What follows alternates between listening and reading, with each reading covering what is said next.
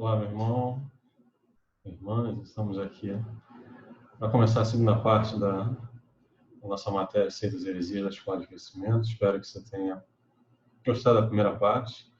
Nós vimos de uma maneira mais geral, os conceitos básicos ali, do que é seita, o que é heresia, entender alguns pontos, algumas estratégias de refutação, né? Uma maneira fácil de identificar quando uma mensagem, uma religião, uma filosofia qualquer se apresenta como algo contrário à palavra de Deus, contrário aos princípios cristãos, né, usando aqueles elementos chave, né, digamos assim, fundamentais, onde normalmente as seitas e as heresias tropeçam, né, lembrando aí a Bíblia, Jesus, salvação, Deus, normalmente esses conceitos estão sempre distorcidos, ou pelo menos um deles, ou alguns deles são distorcidos normalmente naquilo que as seitas, né, promovem, né, nas heresias que são divulgadas, ou em filosofias, né, que são disseminadas no âmbito da nossa sociedade, né? A gente conversou sobre a necessidade de estarmos alertas e nós vamos hoje, então, na segunda parte, sermos desafiados a ter um contato bem superficial com vários grupos religiosos, informações aqui que eu vou colocar sobre grupos religiosos de uma maneira, como disse, muito preliminar. Me perdoe se vai ser rápido, não vai ter muito detalhe, mas a ideia é que você seja aí estimulado a ter um contato preliminar e você possa avançar nos seus estudos individualmente. Mais uma vez, coloco aqui a referência do Instituto Cristão de Pesquisas, como um lugar que tem bastante material, livros, cursos, ou informações mesmo disponíveis para leitura no site. Você pode se aprofundar também lá, sem dificuldades, né? Um material, é um local onde foi usado, eu usei de forma muito extensa, né, na produção do material que está sendo apresentado aqui. Tá? Como são muitos, né, a gente viu que são religiões catalogadas, temos mais de 10 mil, né? Imagina se a gente fosse falar de todas, né? É impossível, né, nesse tempo aqui. Mas algumas a gente vai ver aqui. Mesmo assim, o desafio do tempo permanece, né? Então vamos vou tentar ser bem objetivo, né? Você vai poder ouvir esse vídeo, assisti-lo, voltar, retornar e fazer suas pesquisas, consultar a sua apostila. Com certeza o Senhor vai reforçar, né, vai trabalhar no seu coração. Eventualmente, se você foi participante, de repente, de alguma dessas religiões que foi colocada aqui, você vai perceber aquilo que eu vou comentar. De repente, né, você naturalmente até conhece mais detalhes, mais informações, mas aqui é só uma gotinha, né? Uma gotinha para despertar o interesse de quem está assistindo essa aula, continuar se formando, se preparando para defender não só a fé genuína, como também ajudar aquelas pessoas que hoje estão, infelizmente, iludidas, enganadas, né, por outras filosofias e outros ensinamentos, né, contrários à obra que o Senhor tem preparado nas nossas vidas. Tá? Eu vou começar novamente aqui a compartilhar a apresentação, para a gente poder continuar.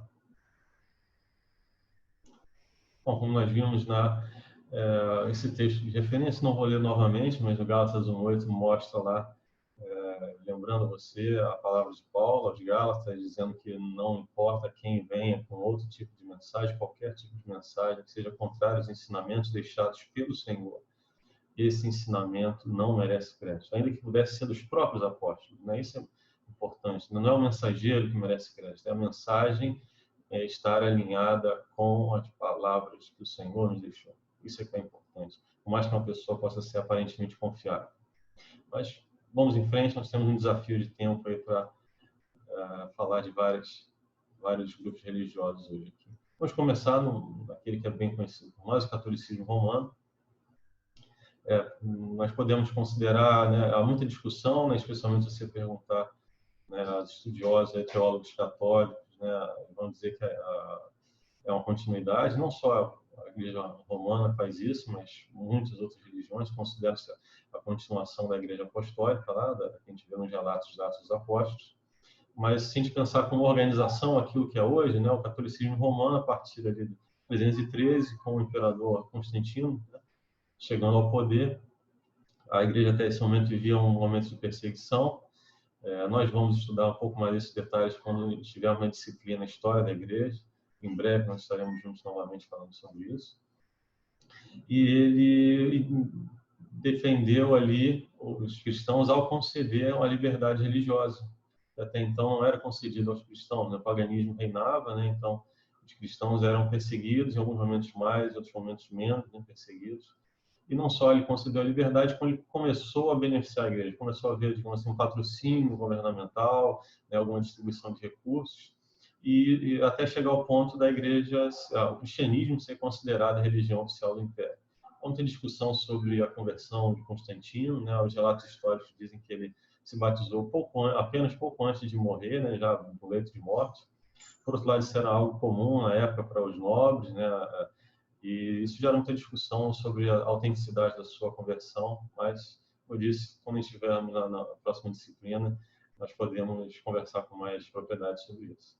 É importante lembrar, né, que a Igreja Evangélica, né, como nós temos organizados hoje, é fruto do movimento protestante que veio do catolicismo romano, né, através de Martinho Lutero, né, impactado pelo Espírito Santo, influenciado pela leitura desse texto de Romanos 1,17, que fala aí da fé, né? A fé seria a chave da salvação, não seriam indulgências, pagamentos ou esforços humanos.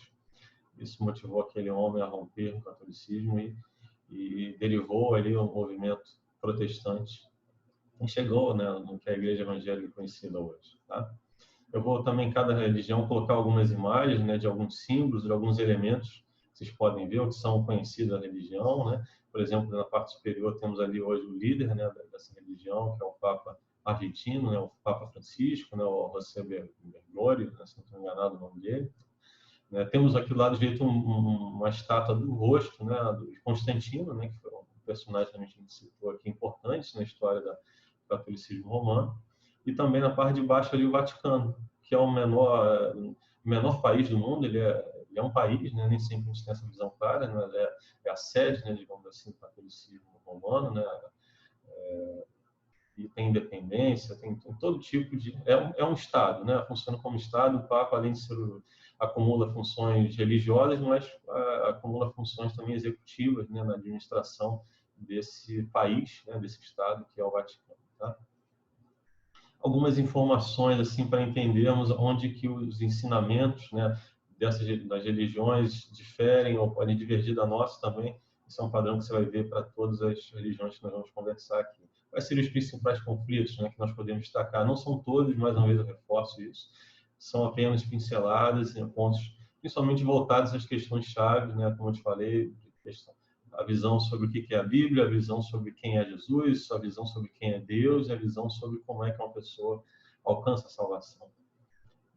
O catolicismo aí mistura na questão da salvação, por exemplo, a questão das boas obras, das boas práticas, se uma pessoa é considerada boa, né, tanto por questão digamos, de ética, né, de comportamento, de caráter, quanto a ações de caridade fazem parte dessa visão das obras dele, quanto o conceito de purgatório, né, que seria ali uma transição, né, um estágio intermediário que pode de alguma forma, que influencia, né, dentro da proposta deles lá, como é o processo de salvação até a pessoa realmente chegar ali ao seio, né, de Abraão, né, ao paraíso, né, vamos dizer assim. A outra questão são os livros apócrifos, né? Esses livros vocês vão estudar lá na disciplina também de bibliologia, que são o cânon sagrado hoje que nós acompanhamos, o cânon da Bíblia evangélica, digamos assim, é diferente dos livros da Bíblia católica, porque ao longo dos anos, né, isso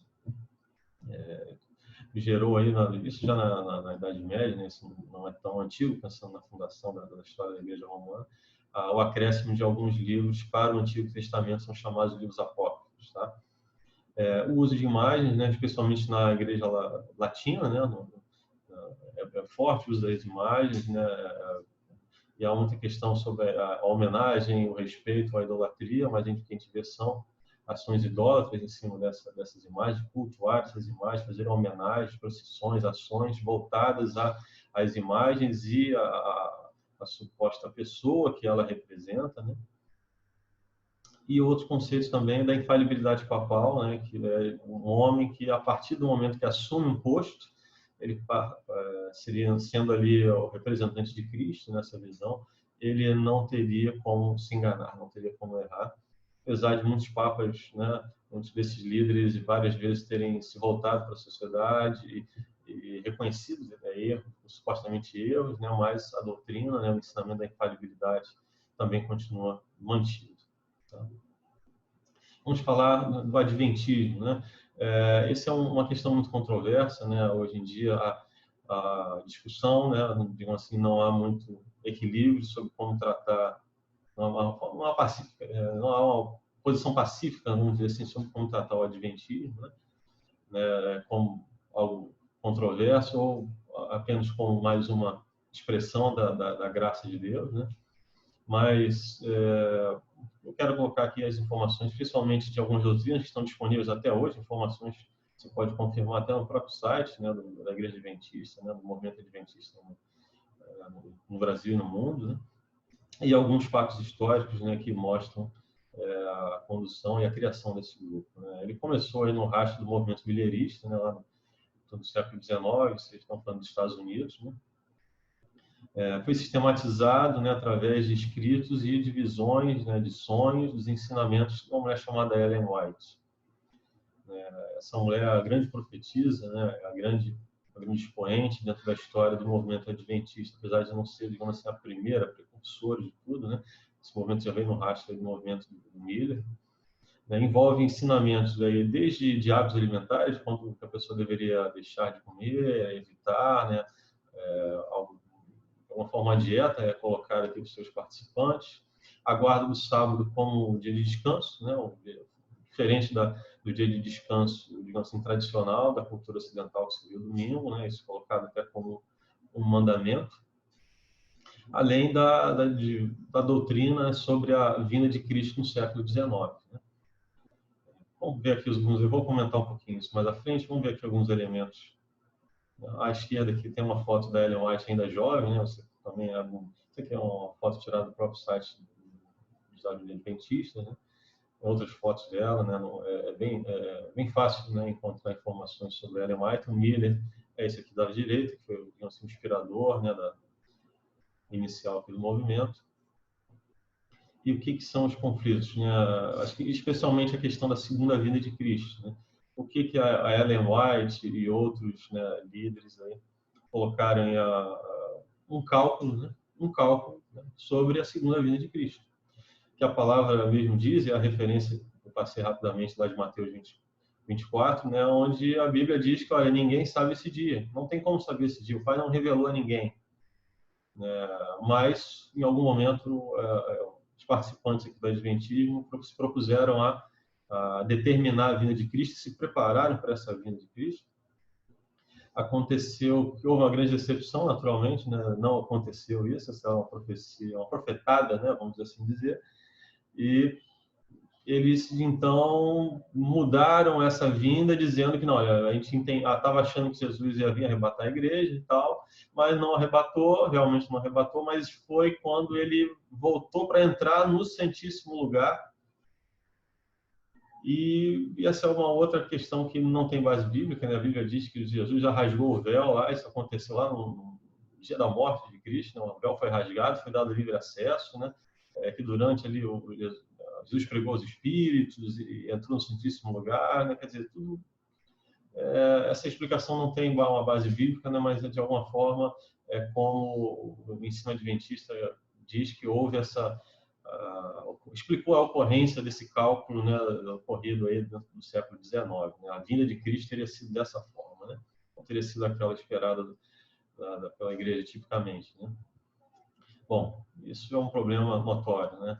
A segunda coisa é a guarda do sábado como mandamento, né? Uma outra referência bíblica que está ali colocada antes, fala que Jesus lembra, né, que ele cumpriu a lei está cumprida, está abolida através dele, não que não podemos dizer que estamos rasgando ou negando a importância da lei, de toda a questão moral, né? Todos os aspectos morais que são colocados, os mandamentos ainda são aspectos morais que nós devemos buscar na nossa vida, né? Ninguém está dizendo que vamos fazer o contrário, vamos desrespeitar esses mandamentos, mas nós não estamos mais nessa dispensação, nós estamos na dispensação da graça, não temos que aqui seguir a lei como era no tempo aqui de Moisés, né? A outra questão é sobre a autoridade que é dada aqui aos livros, aos ensinamentos que o Ellen White deixou, essa profetisa do movimento adventista.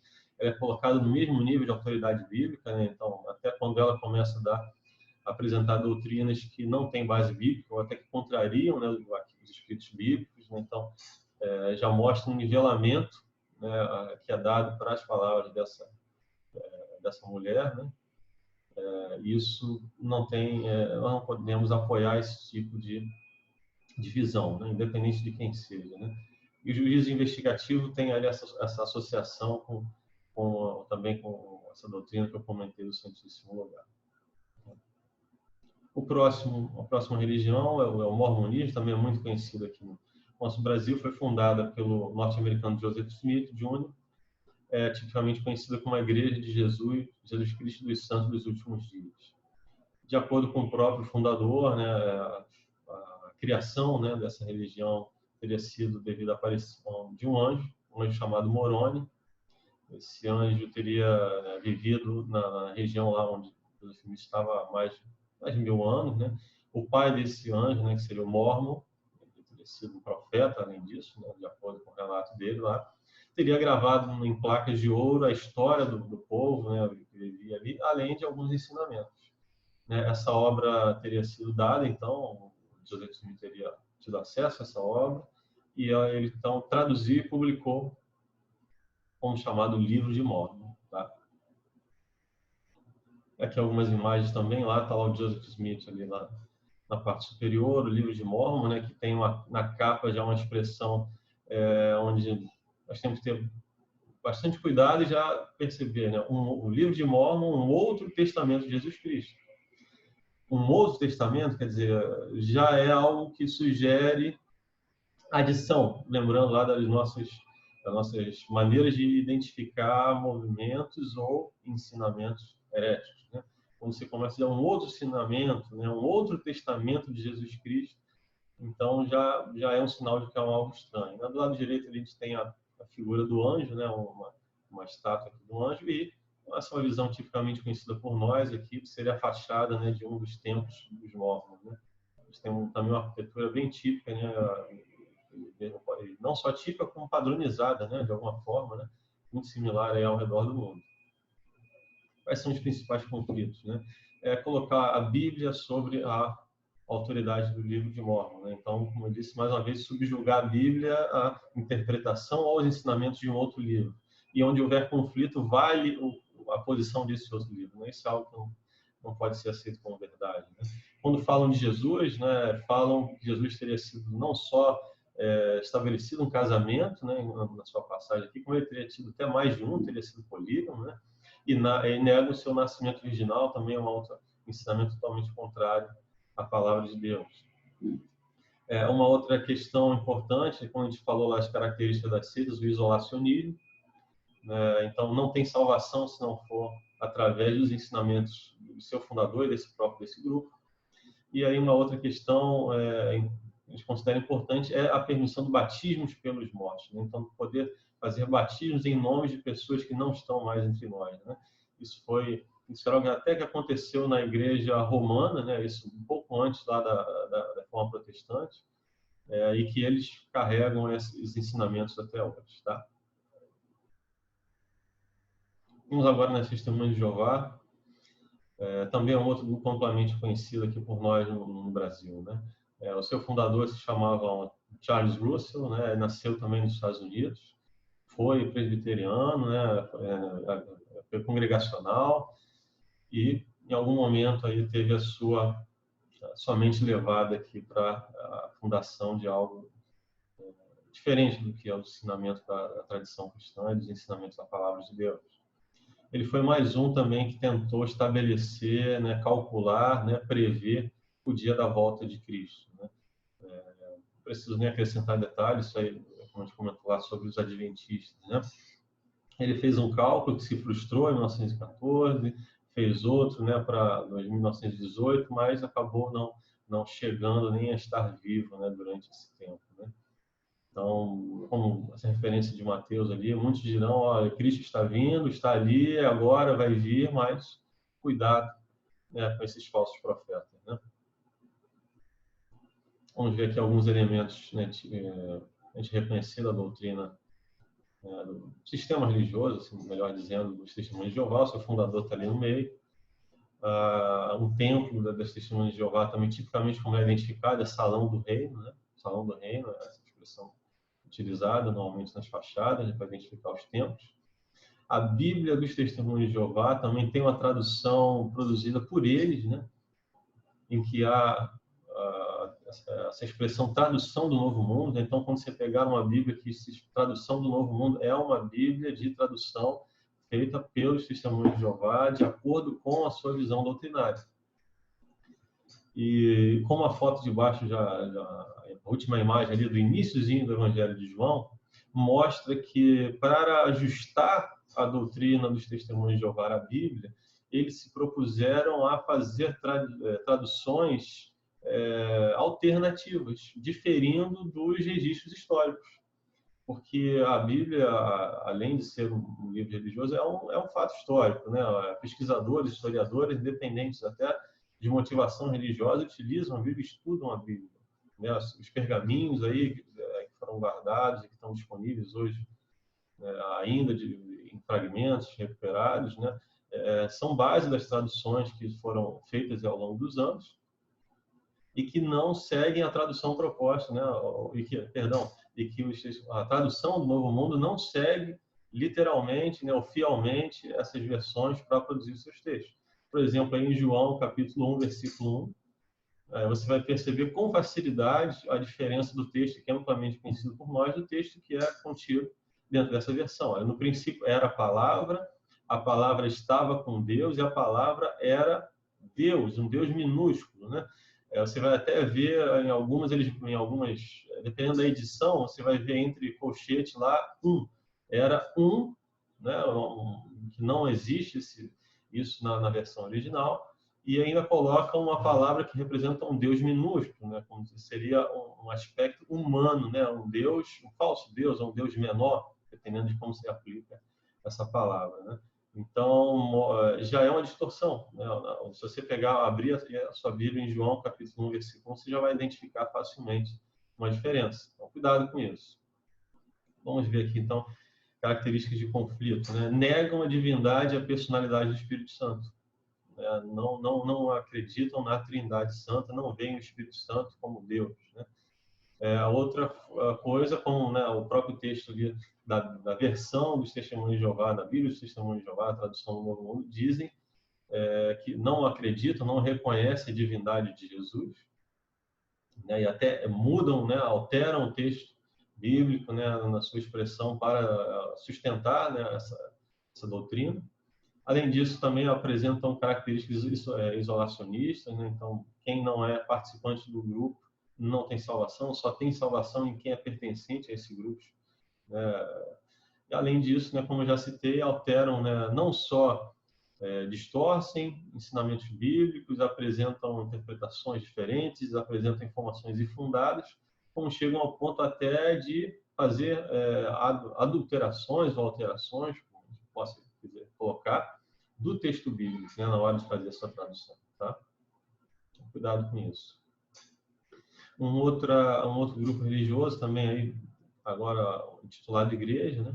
A Igreja Messiânica Mundial, fundada pelo Mokichi Okada, né?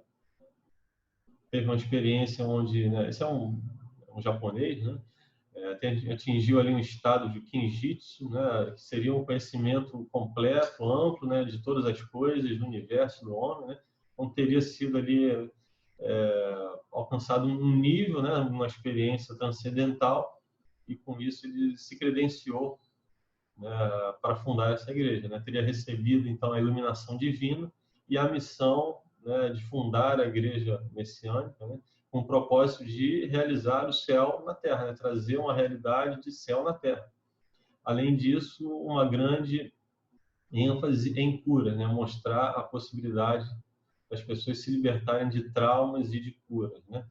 Nesse texto de Mateus 24 e da referência mostra que, olha, ainda que hajam sinais, ainda que hajam milagres, cuidado, né? Não sejam enganados pelos falsos profetas, né? Não são sinais ou milagres que vão indicar os frutos daqueles que têm a verdadeira comunhão com Cristo. Bom, vemos aqui alguns elementos aqui da Igreja Messiânica, o seu fundador, né, ali uma foto também moldurada na parte superior. O lado esquerdo é um símbolo que identifica, né, a gente vê esse símbolo aí em publicações, em cartes, né, em anúncios, então é fácil identificar esse símbolo por aí. E no lado direito ali uma medalha, né, um artigo que é dado aqui aos seus seguidores, que até carrega o símbolo ali, que representam ali como um amuleto, né, que traria proteção, iluminação, né, para aquele que portasse, né, aquele que porte, né, esse artefato, né, como um artigo de fé, né, seria ali um escudo, né, seria algo para protegê-lo, né. Conflitos, né, colocam Jesus aqui no mesmo nível de devoção do seu fundador, então o seu fundador, como ele teria atingido um nível máximo aí de iluminação e conhecimento, então ele estaria no mesmo nível, né, de Jesus, né? E com isso, naturalmente, colocam os ensinamentos, os seus vários ensinamentos deixados como a regra de fé e prática desse grupo, né? Ao invés dos ensinamentos de Cristo, através da Bíblia Sagrada, né? Acreditam em reencarnações, né, que a gente vai até comentar um pouquinho mais disso à frente quando falar de espiritismo, né? E tem a crença na purificação de pecados e traumas através da prática do jorei, né? Você deve ter recebido aí na sua vida encartes, né, propagandas, né, falando sobre isso. Seria uma maneira de alguém ser liberto de pecados, de traumas e de doenças através de que seria algo como uma espécie de oração, uma imposição de mãos, né, de algum seguidor, né, e através desse momento haveria ali uma conexão dessa pessoa, desse problema com a energia cósmica, a energia divina, digamos assim, mediada pelo fundador ali dessa religião. Então a pessoa teria acesso a isso, e isso faria com que ela estaria livre de traumas, de doenças e purificação até mesmo de pecados, né? Isso é um dos ensinamentos diversos, né, controversos que são apresentados na Igreja Messiânica. Um outro movimento da ciência cristã teve a sua fundação pela americana Mary Baker, né, também no século XIX, e tem como grande referência essa obra, né, que é a Ciência e Saúde com Chave nas Escrituras. Os seus ensinamentos negam a materialidade humana, a existência de pecados e doenças. Negam que exista matéria, né? Então, que o mundo material, né, seria apenas mera ilusão da nossa cabeça. E que a ciência cristã, então, nos possibilitaria perceber isso, né, nos libertar dessa ilusão materialista, né? E com isso, se não tem homem, né, se não tem um homem material, então não tem o pecado, porque o pecado é associado ao materialismo, né? Não tem doença, porque também as doenças estão uma manifestação de um corpo físico, né? Então também seria ilusão. Então, de acordo com essa religião, você teria liberdade de tudo isso ao perceber que isso tudo não passa de uma grande ilusão, né? Nas referências aí eu coloquei, né, nos textos, né, Gênesis 2:7, por exemplo, né, Deus forma o homem do pó da terra e sopra nele alma vivente, né? Então tem um aspecto material, o homem espiritual, mas também tem a sua manifestação corporal, física, né, material, né, tem matéria, né, não podemos negar. O Salmo 103 também lá fala do pó, né, do que nós vamos retornar ao pó, né. Isso mostra que nós temos uma realidade que não pode ser negada, né. Que Jesus, né, no Isaías 53, é que Jesus pagou pelas nossas enfermidades e doenças, e através de Jesus que nós alcançamos a cura, né? Não é pela negação, né? Não é por manipulações mentais, né, dizendo que a nossa mente estaria iludida por doenças, né? Nos elementos aí dessa religião tem uma foto aí da sua fundadora, né, uma foto na parte superior, e no lado esquerdo ali que seria uma versão desse livro, né, da tradução desse livro aqui para o português, Ciência e Saúde com Chave nas Escrituras.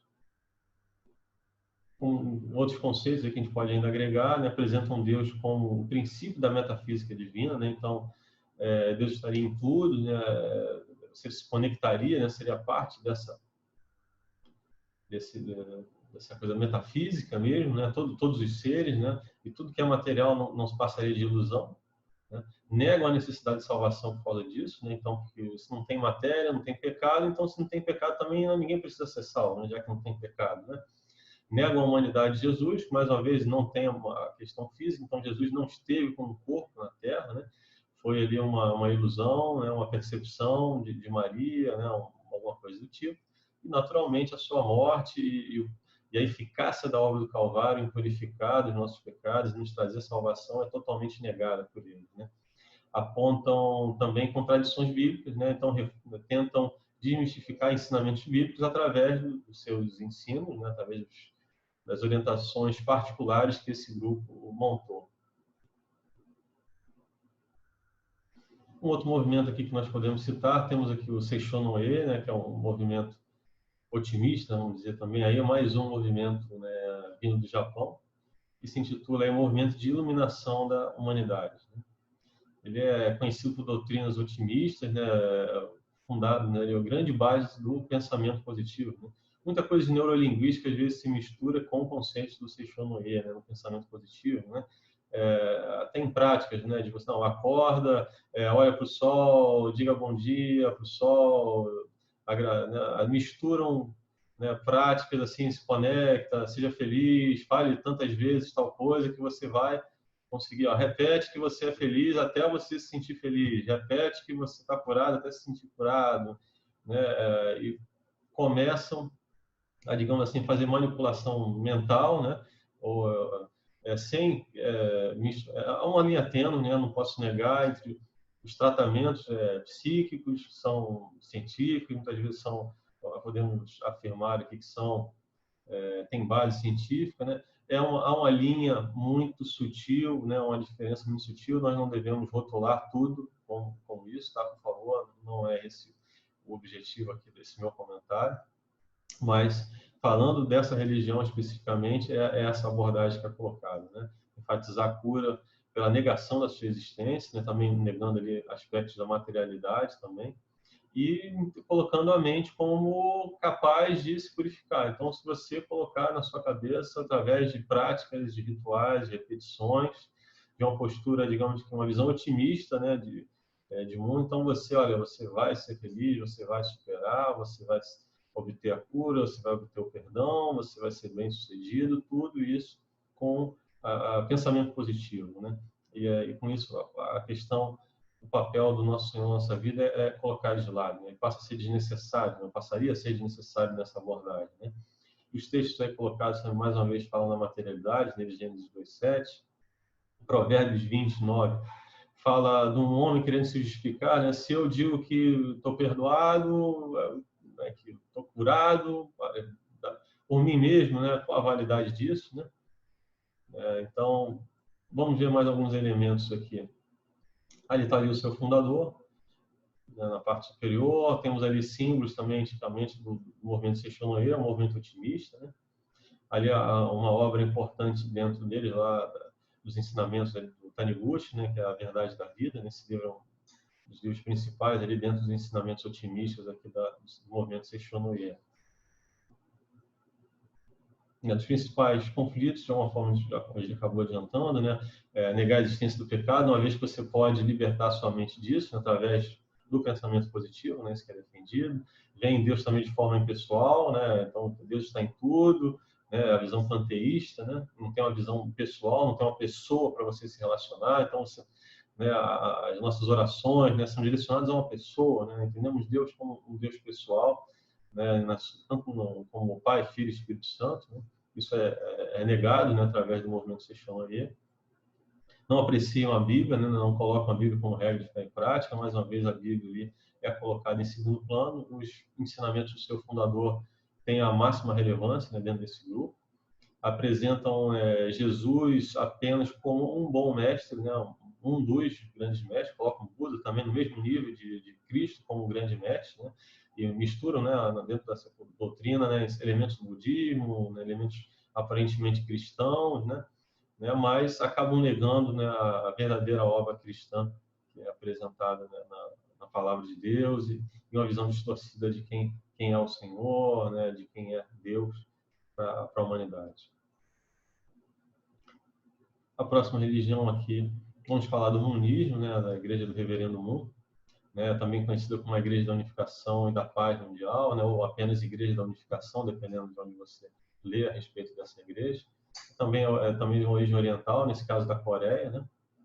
O reverendo Moon teria, em 1936, teria tido um contato com Jesus e teria pedido a ele, né, supostamente teria pedido a ele, para completar a missão que Jesus não teria conseguido completar, porque a morte teria abreviado, né? A morte de Jesus teria acontecido antes dele completar a missão que ele estava tentando fazer de salvação da humanidade. Então, como ele não teria conseguido fazer isso, então ele teria entrado em contato então com o jovem reverendo Moon para que ele desse continuidade então na obra de Jesus, né? A obra que Jesus não teria completado. Jesus teria apenas conseguido trazer a redenção espiritual, mas a redenção física ainda estaria incompleta, né? A paz e a organização de uma sociedade voltada ao Senhor teria sido ineficaz durante a vida de Jesus. Jesus não teria conseguido completar isso, né? Esse que é o argumento do fundador, como a gente viu lá no início, é uma das características também das seitas, essas revelações, esses aparecimentos, esses contatos espirituais muito controversos ou discutíveis, né? Temos aí a foto de Reverendo Moon, já não é tão antigo, apesar de já ser falecido. Temos aí um dos principais obras também, né, do Princípio Divino, na sua versão em português. Os principais conflitos negam aí, então, a eficácia da obra do Calvário, né? Então, o que Jesus veio, na sua morte, sua ressurreição, não teriam sido suficientes para completar a obra de Jesus. Então, ela teria ficado incompleta. E, por isso, o Reverendo Moon deveria completar, né? Essa igreja da unificação teria vindo, então, teria surgido para completar aquilo que Jesus não teria feito. Né? Negam a ressurreição de Jesus, né? Jesus morreu e ali não teria conseguido se livrar da morte, até para sustentar essa doutrina de que Jesus não teria conseguido completar o seu objetivo aqui entre nós. Né? Colocam a Bíblia também, mais uma vez, debaixo da autoridade dos ensinamentos do livro do seu fundador, né? E defende a salvação universal. Até o próprio Satanás, até o inimigo teria salvação. Todos serão salvos, porque Deus não seria, digamos assim, malvado o suficiente, não faria isso com ninguém, né? Nem mesmo com o inimigo, tá? E aí, com isso, abandonam toda a ideia de arrependimento, confissão e da obra de Jesus para trazer a salvação. Vamos para o islamismo, né? O tempo tá bem apertado, vou talvez acelerar um pouquinho mais, né? Foi fundado por Maomé, já no século VI, já da era cristã, já depois de Cristo, como reação ao pluralismo idólatra que ele vivia, né, convivia na Arábia, né, dentro daquele período.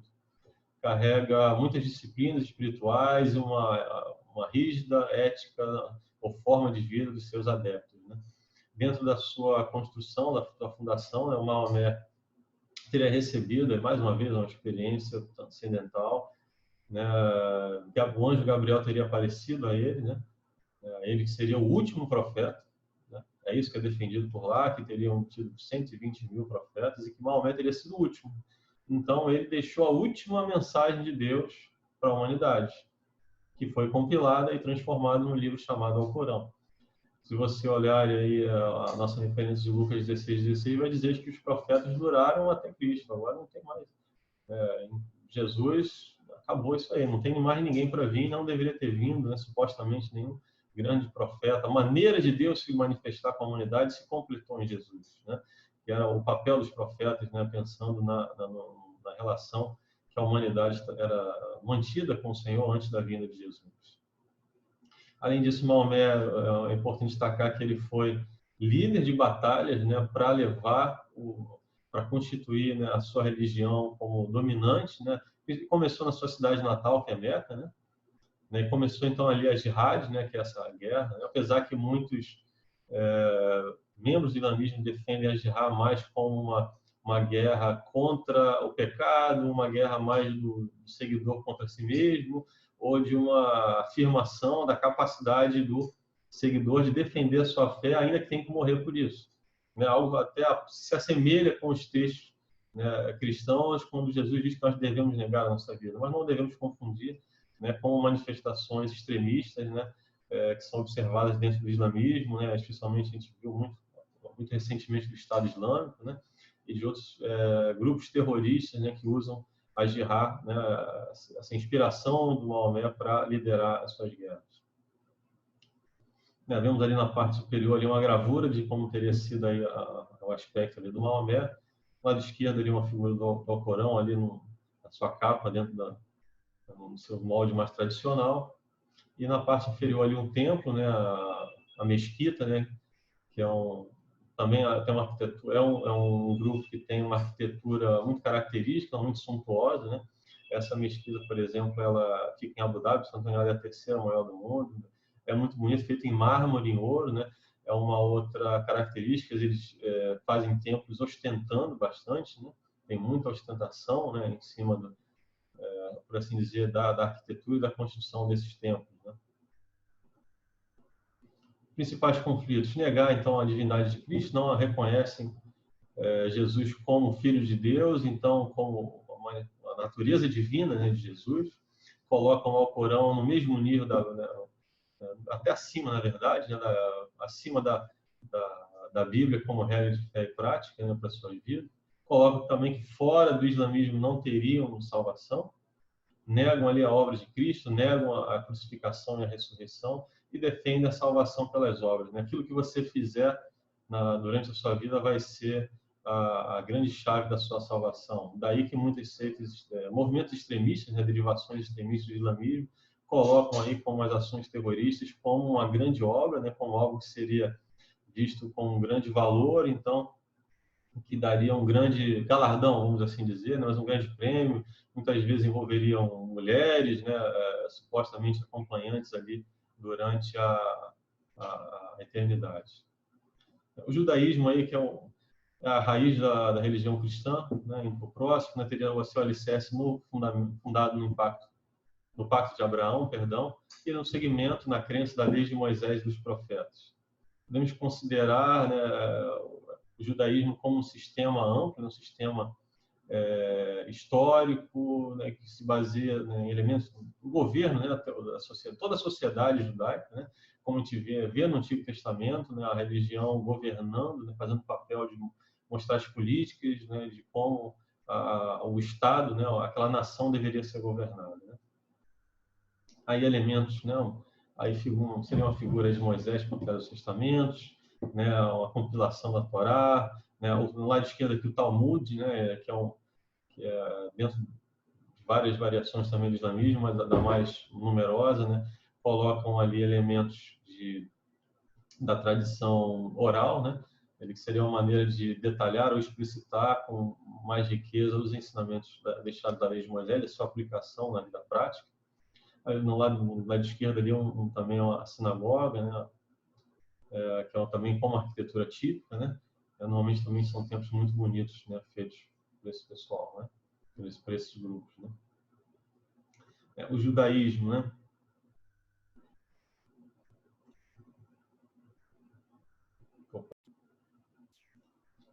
Vamos aqui voltar alguma estabilidade aqui, mas bom, continuando. Nega então o papel de Jesus como Messias, que havia de vir, né? Então eles estão ainda vivendo a promessa, né, aguardando a chegada do Messias, né, que traria a redenção e a paz, né, toda a transformação da sociedade que é esperada aqui no reino milenial de Cristo. Já é um papo escatológico, um papo para uma outra disciplina. Não reconhece a Bíblia como nós seguimos, né, o Novo Testamento, né, e apresentam o aspecto de salvação baseado numa salvação por obras um pouco diferente, né, por assim dizer, né, mais em função do caráter do que determinado por ações de caridade, né. Então tem uma pequena diferença, mas ainda dependendo ali da ação do indivíduo, né, como agente de salvação. Um outro movimento, né, o movimento Hare Krishna, em fundação é mais na Índia, né, se expandiu para o Ocidente de uma forma mais recente ali não vou me arriscar a ler aqui o nome, a pronúncia correta, né, mas aqui pelo chamado Sua Divina Graça aqui, é conhecido também pela Sociedade da Consciência do Cristo, né. Apresenta um estilo de vida bem rígido, práticas devocionais como mantras, meditações, né, e toda sorte de manifestações idólatras ao Deus Cristo, né, que é esse aqui colocado no lado esquerdo. Aqui na parte superior ali a sua divina graça, que é o grande propagador hoje dessa religião dentro do Ocidente, né? O grande expoente dela no Ocidente. E aqui um templo também, né, suntuoso, muito bonito aqui, né, na parte de arquitetura, de culto ao Deus Krishna, né? Colocam a salvação através de devoção, então você teria que ter uma vida devota e várias vidas, então várias reencarnações sucessivamente se aperfeiçoando até chegar ali ao ápice, né? Colocam Krishna como verdadeiro Deus, rejeitam a Bíblia como regra de fé, colocando os seus supostos gurus, né, como os seus mestres, né, como um grande líder espiritual para aquela pessoa, né, como um grande guia, né, espiritual, pessoal, né, de uma pessoa, de um grupo, né, e o uso ali de mantras, né, de meditação como maneiras, né, e outras práticas, né, maneira dentro do culto ao templo, né, e das imagens, do culto ao Deus Krishna, como purificação e elevação espiritual. Naturalmente negam ali o papel de Krishna, da sua redenção, a possibilidade de alcançar perdão, desse perdão através da graça e da obra de Jesus. Um outro movimento é difícil caracterizar muitas vezes a questão da nova era, porque ela não é uma religião estabelecida ainda, né? Ela se propõe aqui um dia, né, chegue a ser, né? Ela tem origem fortemente influenciada pela sociedade teosófica, né, do século XIX, né, pela Helena Blavatsky, anunciando ali a chegada da Era de Aquários, né? Essa Era de Aquários seria a junção de governo mundial, liderança mundial e de religião mundial. Então, tudo isso unificado, né? É o ápice que eles esperam chegar com a Era de Aquários.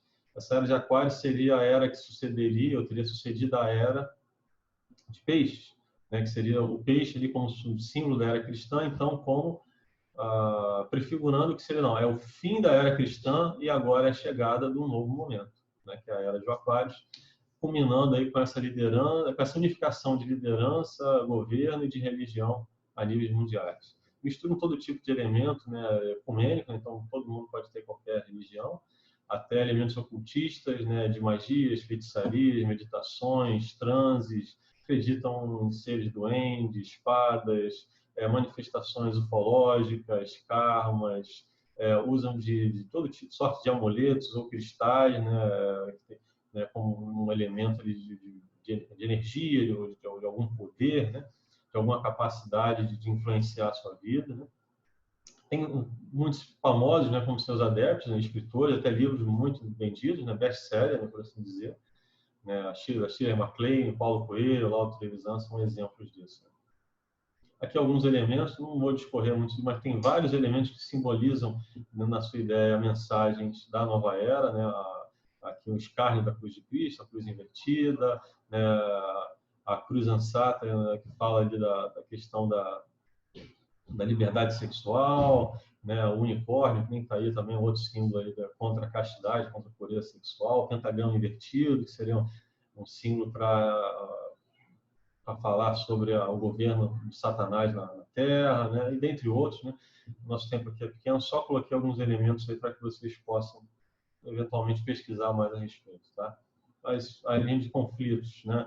Colocam Deus como parte de tudo, né? E em tudo que existe, né? Incluindo aspectos da natureza, em tudo. Então você se ligaria com todo esse lado místico, esse lado transcendental, e Deus é tudo isso. Está em nós, está na nossa estaria, né? Ao nosso redor, nos elementos da natureza, nas coisas, em todo tipo de manifestação religiosa estaria em conexão com esse Deus. Daí vem o bojo da mensagem ecumênica, né, colocada aí por trás. Né?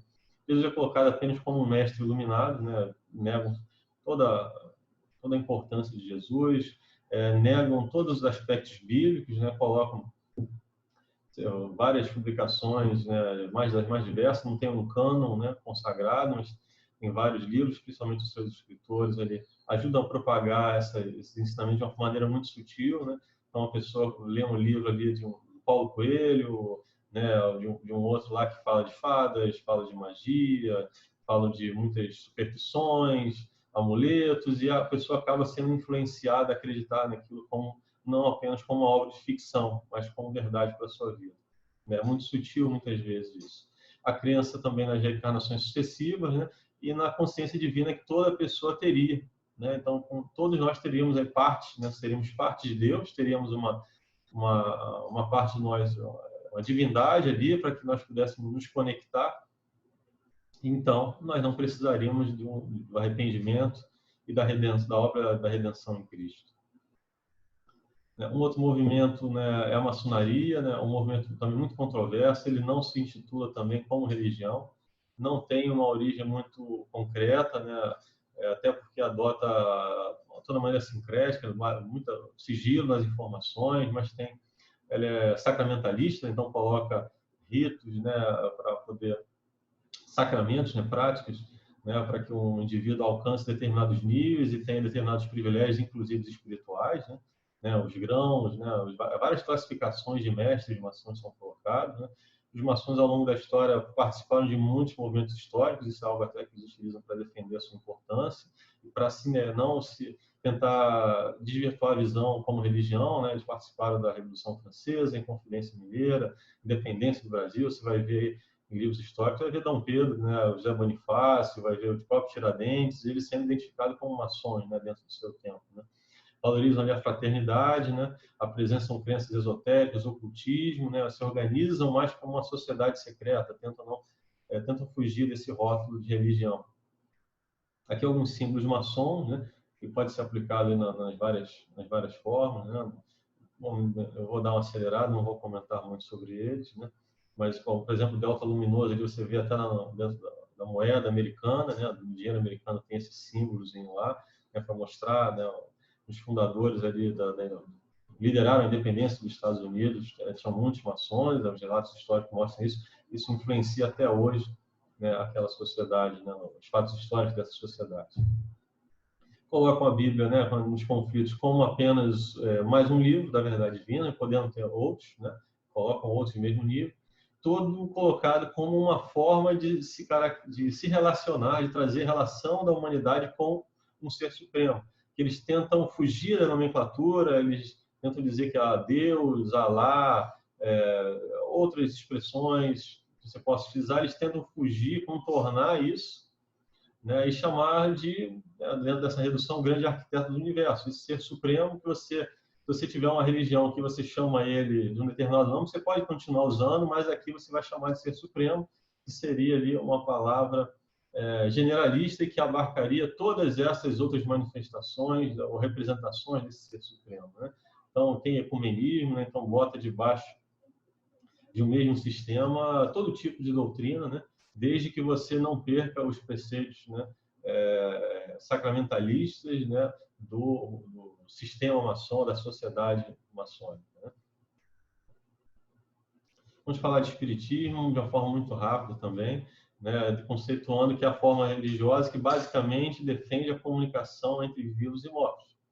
Todas as formas de espiritismo vão colocar isso como aspecto-chave.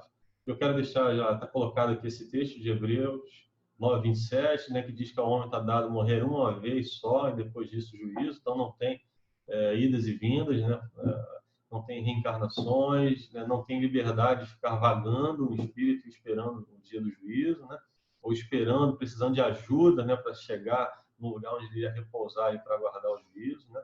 Lucas 16 fala da história contada de Jesus, do rico e do Lázaro. Não é o Lázaro, né, que ressurgiu, né, seria um pobre, uma pessoa pobre, uma pessoa humilde, né, e nessa história mostra aquele rico que teve uma vida dissoluta e, após morrer, se preocupa com seus parentes, né, se preocupa com seus familiares, porque ele gostaria de ter contato agora, vendo, né, aquilo que aconteceu com ele após a morte, né, vendo o lugar de sofrimento onde ele está, tentar alertar os seus parentes para ter uma vida piedosa, né, se voltarem para uma vida correta diante de Deus, e ele é advertido que não é possível ter esse contato. Eles têm que acreditar naquilo que já foi deixado à disposição deles. Não tem como você voltar, não tem como você se comunicar, né? Isso é colocado nesse texto. Há várias divisões e expressões do espiritismo, né? Entendendo que quando a gente diz espiritismo é toda religião, toda doutrina que prega de alguma forma essa comunicação, estabelece essa comunicação de vivos e mortos em todas as suas expressões, através de jogo de búzios, de cartas, até aspectos até ciganos, né, de consultar e tudo, elementos, podem estar sendo manifestações ali, representar falas de espíritos, né? Ou outras são as mais conhecidas, candomblé, umbanda, kardecismo, né? A gente vai falar de algum deles aqui adiante. Ó. Os principais conflitos, de uma maneira geral, para todos esses grupos, é colocar Jesus apenas como um médium ou como um espírito evoluído, não colocar a Bíblia como a sua regra de fé, né? Não basear as suas crenças ali, né? Adotam outros livros, né, dos seus fundadores, dentro das suas variações, ou não tem um sistema estabelecido como um cânon, né?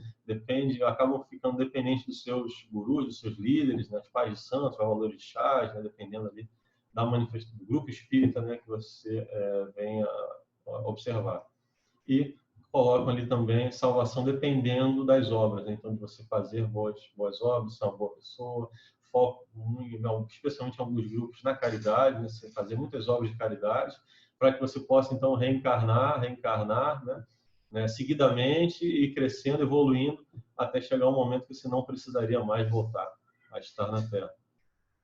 Esse exemplo aí nós temos aí o kardecismo, seu fundador, né, o Allan Kardec, é um pseudônimo, né, o Allan Kardec não é o nome exatamente real do seu fundador, né, ele teria ali recebido uma revelação, né, então um espírito teria vindo falar ali com o seu fundador, e aí ele escreveu então um sistema de crenças, né, adotou ali, organizou seu sistema de crenças, se intitulando como uma terceira revelação, né, que Jesus teria sido a segunda revelação, mas agora teria vindo uma terceira revelação depois de Jesus para cumprir, né, seria a real promessa, seria o real cumprimento da promessa da vinda do Consolador.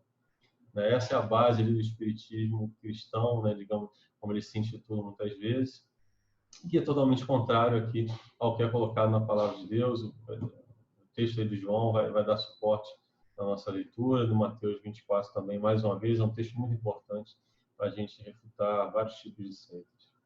Está ali a figura ali do seu fundador na parte superior, e depois os dois livros principais dentro dessa religião, né, que é o Livro dos Espíritos e o Evangelho segundo o Espiritismo. Veja que é tão sutil, né? O Evangelho segundo o Espiritismo, o cumprimento do Consolador, né? Começam a usar elementos da Bíblia. Isso é uma maneira sutil de montar aquela armadilha, né, que nós vemos lá na aula anterior. Né? Principais conflitos, mais uma vez citando, colocam a autoridade aqui dos livros psicografados aqui pelo Kardec como a expressão máxima dos ensinos, né, acima até mesmo da Bíblia. Colocam mais uma vez salvação acima, através de reencarnação sucessiva e por obras, por ações de caridade, negam a ressurreição corporal de Cristo. Já deu referência disso também anteriormente. Uma outra manifestação, a derivação, né, ele não é tão expressivo, né, quanto a quantidade de participantes, mas tem uma ação de mídia muito forte, a Legião da Boa Vontade. Seu fundador ali, o Zarur, né, ele se considera mais uma reencarnação do Allan Kardec. Então, ele veio completar ainda a obra do Kardec, né, e se intitula, então, a quarta revelação. Né? Então, nessa raciocínio, né, Jesus teria sido a segunda, o Allan Kardec teria sido a terceira, o kardecismo diz, então, que esse daí, então, seria a última, teria sido suficiente, mas a Legião da Boa Vontade vai mais além, ainda diz que, olha, veio Kardec, mas agora veio a reencarnação do Kardec, então veio a quarta revelação, então o complemento do complemento, né, supostamente, e aí, então, a religião de Deus agora, é o rótulo que é defendido, né, sob a bandeira de um ecumenismo irrestrito. Também não tentam fugir do rótulo de religião também, tá? O seu fundador está ali na parte superior. No lado esquerdo ali você vê uma imagem que provavelmente você já viu em televisão, você já viu, de repente, em escolas, em projetos assistenciais, que é da Legião da Boa Vontade. E aqui do lado direito o Paiva Neto, que é um homem que organizou a expansão da Legião da Boa Vontade de uma maneira muito significativa, um líder bem importante na história desse movimento. Principais conflitos, né? Eles reduzem a importância da Bíblia, da Bíblia, né? Colocam a Bíblia como um livro cheio de erros, né? Escolhem seletivamente aquilo que seria bom ou que seria ruim da Bíblia, né? Trariam lendas, que trariam coisas inverídicas, né?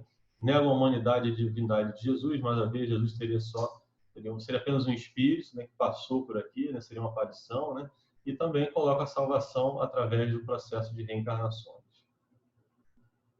Do candomblé, né, vindo de algum grupo de religiões espíritas de matriz africana, é uma prática muito popular, não tem um cânon, né, não tem um sistema de doutrina muito organizado, depende muito ali do contato com o líder, né, que a pessoa se aproxima. Envolve, de maneira geral, culto aos orixás, envolve ações idólatras e homenagens de todo tipo, né, agrados ali para as entidades que ela queira homenagear, né. O texto de Mateus 4,10 diz que é somente ao Senhor teu Deus prestarás culto. Toda a idolatria, né, não tem referência, não tem apoio bíblico nas suas manifestações.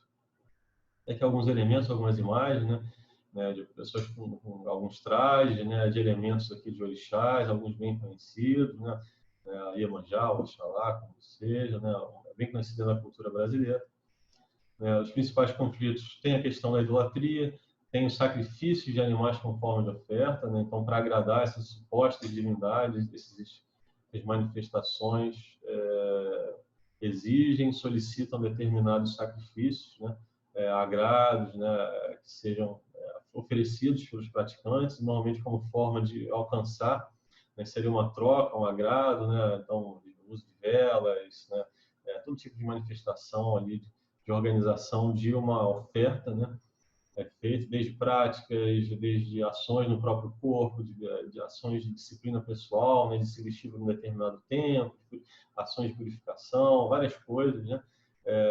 Variação para vários tipos de entidade, você pode, de alguma forma, identificar ali aquela entidade a qual você quer se relacionar, né? Então, não tem a ideia de Deus ali de uma forma centralizada, né? Você vai estar em contato com esses espíritos e buscando com eles, então, a solução ali dos seus problemas, dos seus traumas, dos seus anseios, orientações, né, o suporte, né, para a sua vida e através de alguma forma, digamos assim, mercantilista, né, você vai trocando coisas com aquela entidade e ela também vai te fornecendo algumas coisas. A adoção, né, da Bíblia nesse grupo também é totalmente renegada, né, a adoção da Bíblia com regras de fé. Vamos falar rapidamente do budismo, né? Um sistema religioso, mas acima de tudo também ético e filosófico, né? Originado também no Oriente, da Índia, né? O seu fundador aí foi o Siddhartha Gautama, lá no século V a.C. Ele tem um ensinamento que atribui o sofrimento ao desejo humano, né? Então, para que a pessoa se livre de toda sorte de sofrimento, ela deve, de alguma forma, evoluir, deve se disciplinar a abrir mão de qualquer espécie de desejo.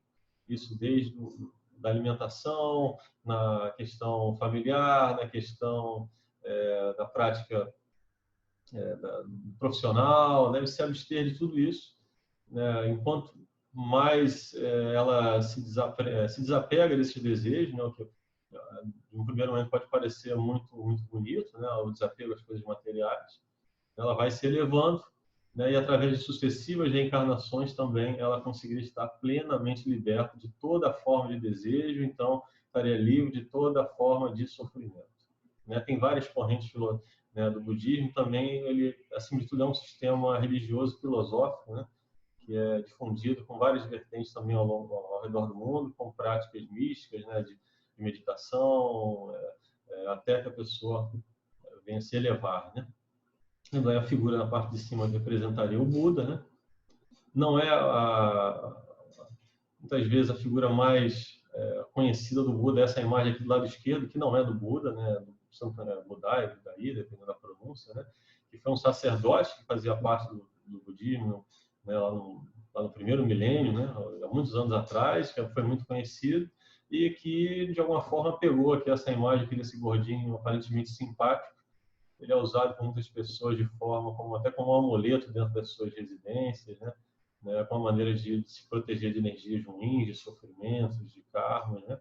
E na parte do central ali, inferior, o Dalai Lama, né? Que é um líder budista amplamente conhecido, né? Dentro da corrente do Zen budismo, né? Do budismo tibetano. Os conflitos, de uma forma que já citou, né? Negam a necessidade de Jesus para a salvação, basta que você tenha, então, essa elevação espiritual, você se liberta de todo sofrimento, rechaça toda forma de obediência a Deus, né? Você tem Isso, na verdade, é um sofrimento na visão deles, né? A religião, eles dizem que seria uma forma de sofrimento, uma forma de escravizar a pessoa, né? Negam qualquer tipo de observância de princípios bíblicos. Vamos caminhando para o final, né? O hinduísmo, né? Também é um oriental, né? Essa religião. Mas, apesar de a gente conhecer pouco aqui no Brasil, mas tem muitos adeptos, né, no lado oriental do nosso planeta. Traz aí todo o conjunto de princípios, doutrinas e práticas religiosas, né, que se originaram na Índia, né? Tem uma visão politeísta e panteísta tremenda, né? Se estima lá, como comentei na aula anterior, dentro do hinduísmo teriam catalogados ali mais de 300 milhões de supostos deuses, né? Isso poderia chegar até a 1 bilhão, né? Eles são dirigidos, né, pelos Vedas, né, que são os livros principais ensinamentos, em crença em reencarnação, adotam muitas vezes renúncias de bem e práticas místicas, né, meditações, yogas, né, até mesmo dietas ou outras práticas, outros rituais para também se elevar e atingir ali o nirvana. Aqui tem um exemplo aqui, uma visão aqui dos Vedas, né, nossa versão da capa em inglês.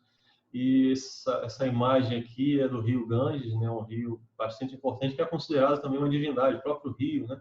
Então, há vários rituais das pessoas em contato com esse rio, todo tipo de ritual, né? A pessoa se purifica, ela se entra nessa água suja, onde também o rio ele recebe dejetos, né, do sistema de urbanização do precário sistema, né, de tratamento de água, né, existente aqui, né, nesse país, né?